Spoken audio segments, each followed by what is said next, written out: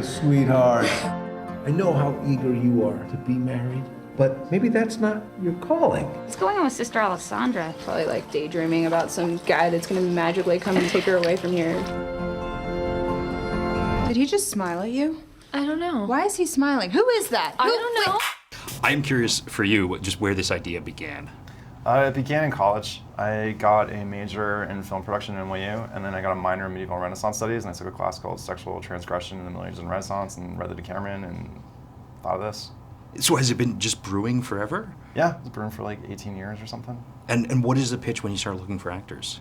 I just gave them sort of a breakdown of the story, and just kind of told them it's based on this book from the 1350s, and it's about a bunch of nuns who are wild and kick out the gardener, and they bring in a new gardener, and they slowly seduce him. And he was like, it's gonna be you, Aubrey, Alison Brie, Kate McCucci, John Riley, and in a medieval nun comedy. And I was like, that sounds amazing. We're gonna shoot it in Italy. It just sounded so appealing, and I thought it was an excellent idea to bring a bunch of talented women together. Mm-hmm. What better place than a convent to make use of talented women the way they did in movies like in the 40s, like the days of Rosalind Russell. You don't see as many situations like that with a bunch of funny, talented women together. There is a great clash of sort of contemporary with the period, and I'm curious what sort of direction you give as far as that. Were there certain rules in effect?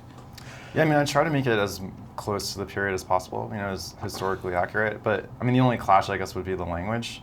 But then, I mean, we're not doing a movie in Italian, so you're kind of screwed. It has to be in English, and might as well just have people talking the way they talk now, so it's more relatable. Gave us a few slight rules where basically he wanted us to talk the way we normally talk, but just try to avoid slang whenever we could. I would say everything was pretty controlled. Jeff really knows what he wants. He had a plan, and he knows exactly what needs to happen in every scene. And there were some scenes that were a little looser, like the scene when we are all getting drunk and we're hanging out. Those takes would go longer, because we'd all kind of go for it. Yeah. Or when we were attacking the gardener, I feel like that maybe got a little out of. We finished some of those takes, and Jeff would be like, "You guys are crazy." Yeah. And we were like, "What? No, you told us to do that." Jeff has the amazing combo of shooting beautifully, he's an amazing filmmaker, but then also being funny. And then a lot of times you don't see that combination together. You'll see something that's just funny that doesn't look that good, but he makes funny stuff look beautiful. There's scenes where I have a threesome scene and there's nothing written down. It's go crazy, and so you don't really want to cross boundaries and make anyone uncomfortable. And so I feel I'm sure at first I was very kind of timid, and Jeff was like, all right, get into it, just go for it.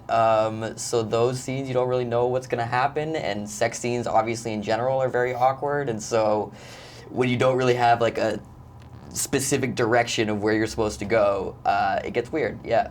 What is wrong with her? She is on drugs.